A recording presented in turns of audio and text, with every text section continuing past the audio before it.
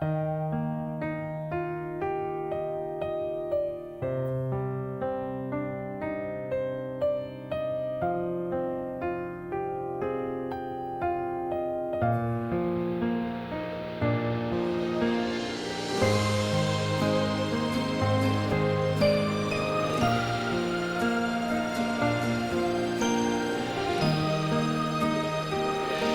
ចក្តីស្រឡាញ់តែងតែអត់ធ្មត់សេចក្តីស្រឡាញ់ហើយក៏សពបុរសសេចក្តីស្រឡាញ់មិនចេះឈ្នះនេះសេចក្តីស្រឡាញ់មិនចេះអួតខ្លួនសេចក្តីស្រឡាញ់មិនមានចិត្តធំមិនដែលប្រព្រឹត្តបែបមិនគួរសម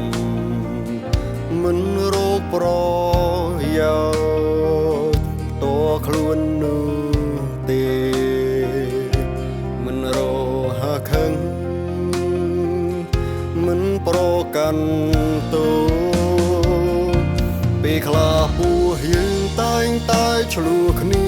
ហើយពេលខ្លាំងទៀនតែងតែអន់ចិត្តហើយមានពេលខ្លាំងគិតចង់រុនគេចគេចឲ្យឆ្ងាយពីបញ្ហាទាំងនោះពេលខ្លះពួកយើងតែងតែងក់ងូ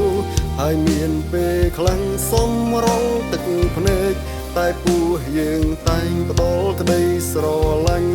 អត់ទោសឲ្យគ្នាទៅវិញទៅមកនេះហើយគឺជាសេចក្តីស្រឡាញ់ជាបងប្អូនល្អនៅក្នុងព្រះគ្រីស្ទតែងតែអន់ទោសហើយមិនឈ្នះនេះ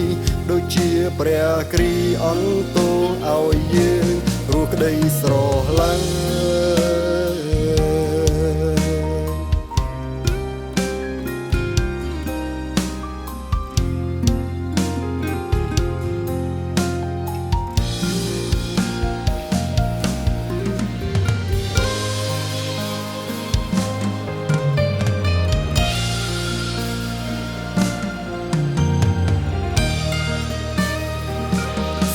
ក្តីស្រ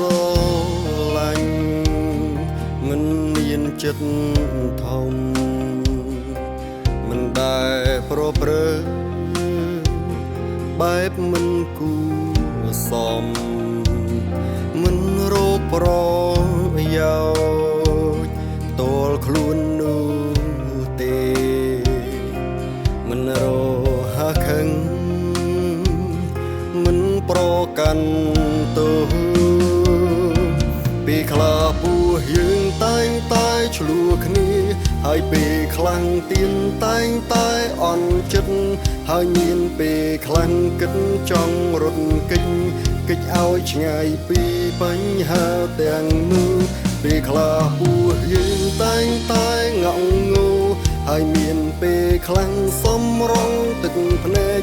តែពួកយើងតែងផ្ដល់ក្តីស្រឡាញ់អត់ទោសឲ្យគ្នាទៅវិញទៅមកនេះហើយគឺជាសេចក្តីស្រឡាញ់ជាបងប្អូនល្អនៅក្នុងព្រះគ្រីស្ទតែងតែអន់ទោសហើយមិនឈ្នះនេះដូចជាព្រះគ្រីស្ទអន់ទោសឲ្យយើង